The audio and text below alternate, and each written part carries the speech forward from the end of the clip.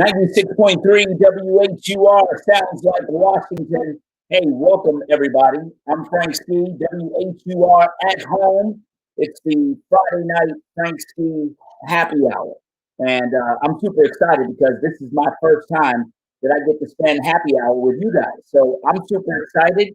So we're going to have a lot of fun. If there's anything you want to talk about, I am here. I am down for it. Just let me know, and we're gonna make it happen. It's just that simple, all right? Just all you gotta do is, type in what the question is and what you want to talk about, and we definitely gonna get it in, all right? So, what I wanted to do for the first happy hour really is just to talk about one of my favorite drinks. Many people know that I am a really big wine connoisseur, so I love wines. Red wine is my favorite, but sometimes on the weekends and when I'm hanging out with the fellas, I might enjoy a great cigar, and I love good bourbons. What's interesting though is there's another drink that I love too. The other drink I love is everybody that knows me from DJing knows that when I DJ, I drink a lot of rum. So rum is my favorite DJ drink. So whatever you want to talk about, we're gonna get into it today, or rather tonight for this happy hour. And I'm going to answer all of your questions. If you got a question, all you got to do is just type it in, and I got you. And we're going to have a great time tonight. So, welcome to it. WHUR at home for all of our WHUR listeners. Thank you for joining us for the show every day. Got to send a shout out to my homie Corey Wu, who's in here now. Corey, you need to be over here drinking with me. I don't even know why you typing it in. You live down the street. You should just come on in, and we could have had some drinks tonight. Corey's a big drinking buddy of mine, so I just wanted to give him a shout out real quick because he's my guy. So what's up, Corey? Thank you for joining us on the show. So normally tonight, I would have gotten one of my favorite people who's a big whiskey person with me. His name is Mike Fonts, and Mike is my bourbon connoisseur. So for everybody who's watching right now, there is a difference, and I'm going to look it up over here, but for all my people that know, there's a difference between actually whiskey and bourbon. So the difference between whiskey and bourbon is actually aged in oak barrels, kind of like wine age. And there's a lot of bourbons now that are aged in actually wine barrels, which is really cool. So if you think about it, what the difference is, an oak barrel, when they make the oak barrel to put wine in, one of the things they have to do is they have to char the inside of the wine barrel. So as they're making it, they're actually charring it, like it's almost like burning the inside of the wine barrel. What's up, Marcella Ricks? Thank you for checking in. Natis Marsh, thank you for checking in. Tammy Butler is checking in from Detroit. So what they do is when they make the wine barrels, right? It's all made in oak, and they burn the inside of the wine barrel. And what that does is it actually causes the oak to get that oaky flavor in it, right? So it's kind of like it brings out the oakiness of the wine barrel. And then when you put wine in it, that's what gives the wine its extra flavor. And depending on what flavor the winemaker is looking for when they make these oak barrels, they may char more or less. Also, it's a different taste depending on where they get the wood from. Like you got French oak barrels, you got oak barrels made here in the United States, you got oak barrels made in certain places around the world where they have oak trees. But the thing about it is, depending on what the winemaker is looking for, is where he's getting his oak barrels from. So imagine more expensive wines are usually made in French oak barrels. So let's take it back to the bourbon side. So what they do is when they're making the whiskey and they're aging it, they age it in the oak barrels, and that creates the bourbon. And the bourbons are made a couple of different ways. You have rye, you have the bourbons that are regular bourbons, and depending on your flavor profile, you can get into either one of those. And I know bourbon is like the really big, the big deal now, right? Like Uncle Nearest is a Black-owned bourbon company, one of my favorites, that actually Uncle Nearest was the guy who gave Jack Daniels the recipe to make Jack Daniel whiskey. And the family finally had to sue Jack Daniels to get their rights to the recipe that old man Uncle Nearest had made. And actually, Jack Daniels went into partnership with them. And that's how you get Uncle Nearest, which is winning a whole lot of awards. So, black folk, we've been making whiskey for a very long time. We were the ones, during Prohibition, them black country guys was making that whiskey. And that's how it came in. So if you got real country family, they know how to make some bootleg stuff, right? So that's where it comes from. What's up, Susan DeBossi? Thank you for checking in. Diana, thank you for checking in. What's up, D. Lucas? Thank you for checking in as well. Angie Nelson is in the house as well. So what I want to do is I want to show you one of my favorite whiskey drinks, right? So I got a bunch of whiskeys in the house. Whiskeys can be very expensive. They can be, not so expensive. And take a Jack Daniel whiskey or a bourbon that's less expensive. Take a Woodford. That's an all-time go-to. There's a whole lot of them, that you can go to. But one of the ones that I like, because I like bourbons, one of the bourbons that I like this Michener's small batch bourbon. It's really economical. It doesn't cost a lot of money. It's got a great flavor. So Basil Hayden, Thomas Porter. Basil Hayden is one of my favorite too. Shout out to all the Basil Hayden fans. What's up, Floyd, right? So basically, when a lot of these, and I'm not going to get too deep for you, but understand this.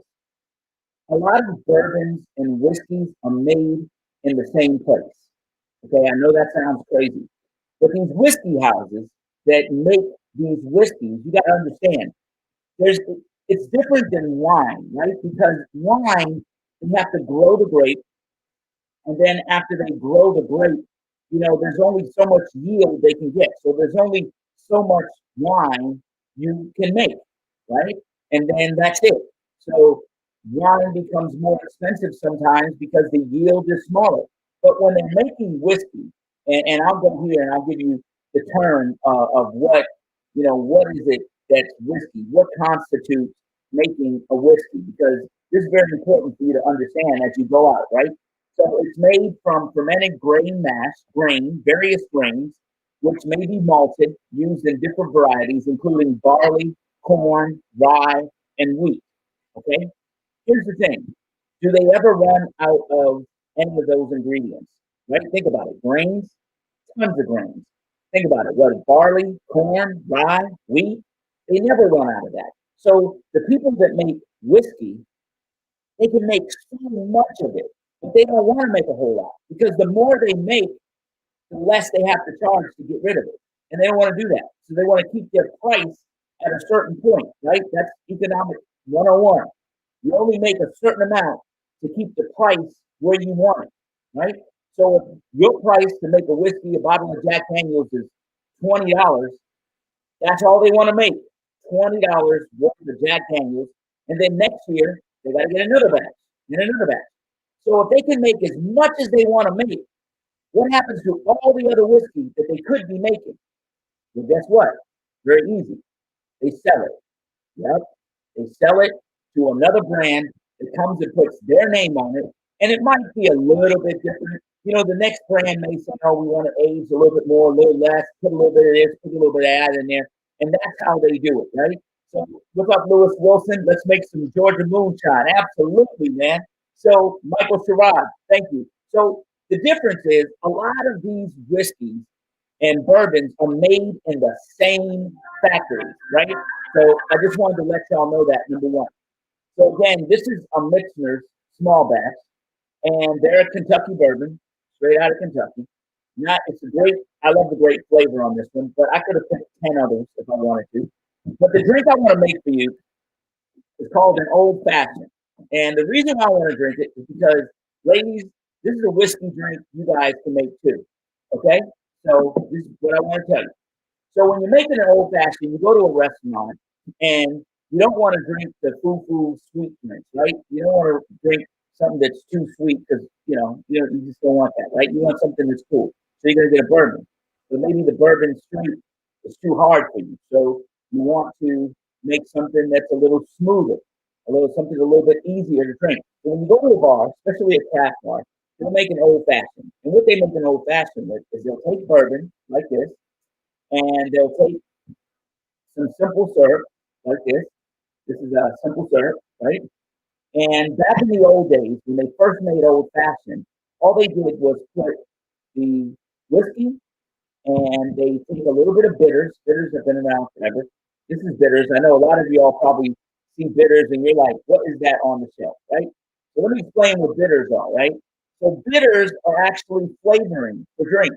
Yeah. So drinks have flavoring too. So if you go to a craft bar, they probably have a whole lot of different bitters on there, depending on what drinks they're making. But just think of it as their flavors add to it, right? So these bitters add a little bit of smokiness and add it's just a little hit right there. That's that little thing, like it's like putting salt and pepper on it, right? So that's the bitters.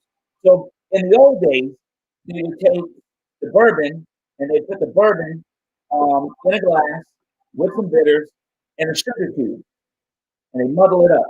Then they would take a cherry and an orange, muddle it all up, and then they mix it, and then they pour it over ice. That's an old fashioned. So nowadays we can do it a lot easier, right? Because we got bitters and we got whiskey already, and then we got simple syrup, and it's as simple as that.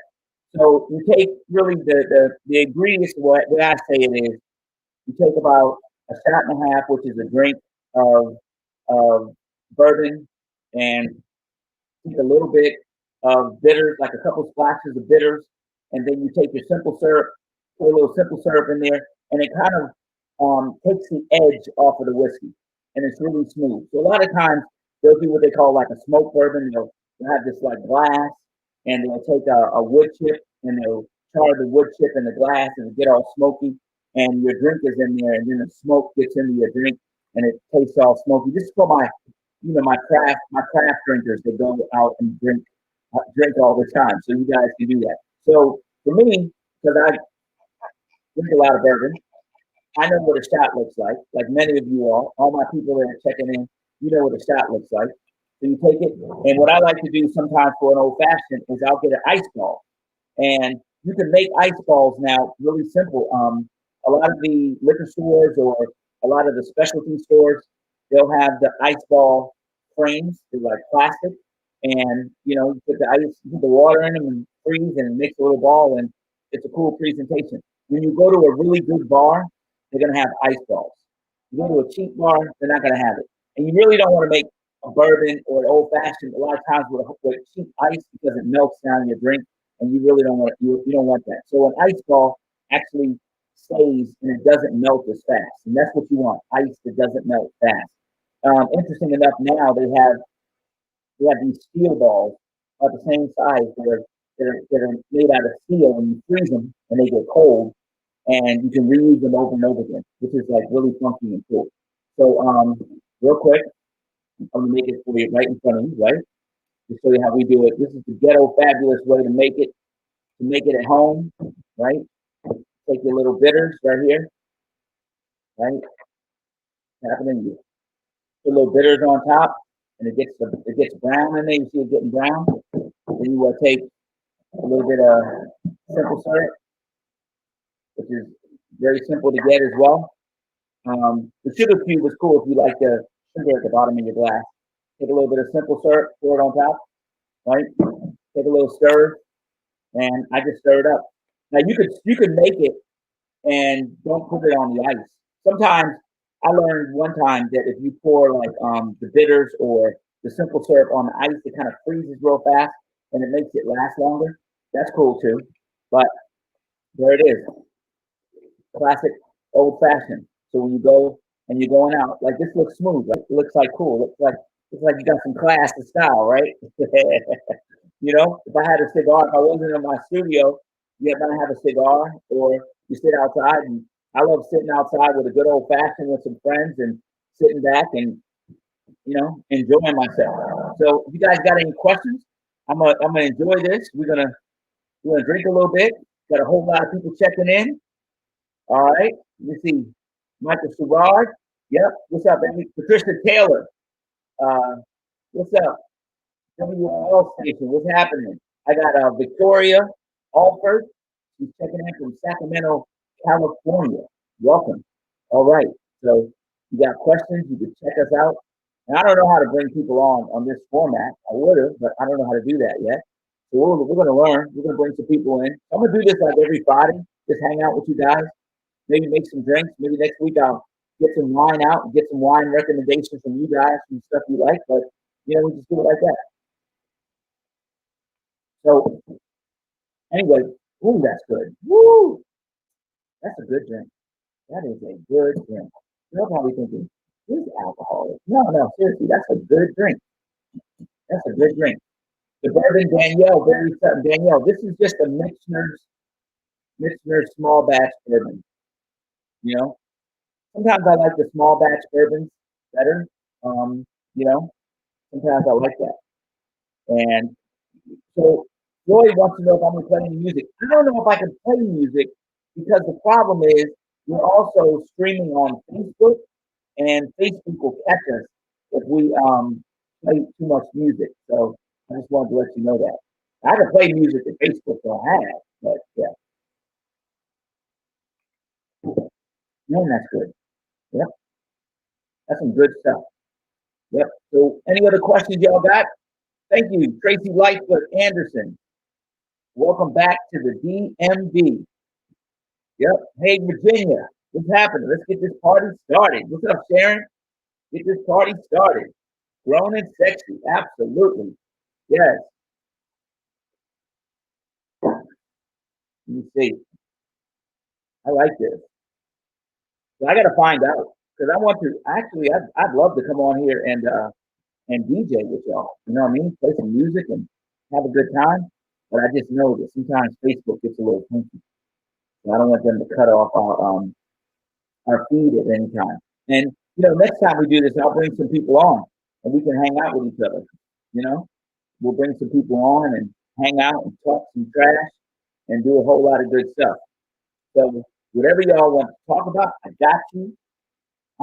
Shout out to all my people that came in town for the March on Washington today. That was really big. That was, what? That was very timely. It's very interesting how God works, right? Like He put the March on Washington to happen now, and like they say, all things work together for the good of those, right? And I just really believe it. Like there was a reason we brought everybody to the March on Washington, and we're only a little over 60 days away from the next election. So, yep. So Candy said you could play 45 minutes increments before you cut you off. No, that's not it, Candy. The problem is that if I play, what's up, Joe Gorham?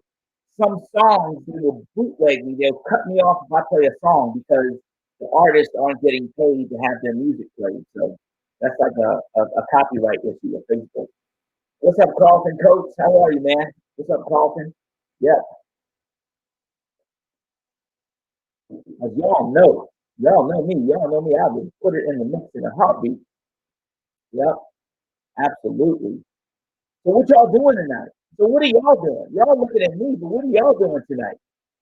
Type it in there real quick. Tell me what y'all doing. All we Frank C. happy hours. What are y'all doing? Yep. Absolutely. So you guys can check us out on YouTube, WHUR, on Facebook. Tell your friends. Check in with us. So what are y'all doing? I don't know what y'all hear. Carlton Coach says, what's good? Good to hear you on the air again. You helped me through my evening on the road. Absolutely. Thank you, man. I appreciate you, bro. Thank you. So it's interesting. I got my wife's family is in town. My father-in-law is here. She's Jamaican, so the Jamaican side of the family is in town. Packing. Y'all packing for the beach trip? Where y'all green? Where y'all going? What beach y'all hitting about? Sharon says you get ready to go to bed. How you going to bed on a Friday night at 9:21, Sharon? What's up with that? You can't be that old. You ain't getting that old. About to hit the sack. Sharon, get your ass up. Yeah, man. Yeah. Absolutely. So yeah, I love it. This is kind of cool. Yep. So again, shout out to all my people that came. They came in town for the march on Washington, checking us out. Really appreciate you guys. I'm gonna be checking it out all weekend long, checking out some of the speakers, and getting riled up for this next election. So hopefully, I know some of y'all people, some of y'all people like Trump. I ain't gonna talk about y'all, but I am. But it's okay. Willa Joe Green, you're going to North Topsail Beach, North Carolina. Love it. Tammy Butler, listening to some jazz. Amen. I love that. Absolutely, Tammy. Absolutely. Yes. Listening to some jazz.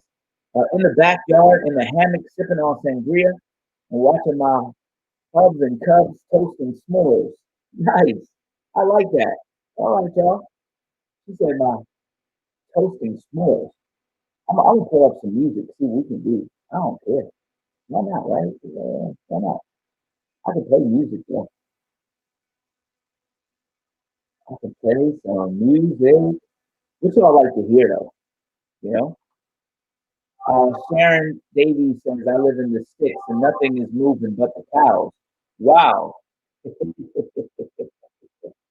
Well, listen, y'all. Listen, I just wanted to, come on real quick. Candy, thank you. Best kind of living right there. Yes, Candy, I hear you. Yes, absolutely. There's nothing better than that. You know what? Your kids will always remember that for the rest of their lives. Striking up a fire and cooking s'mores.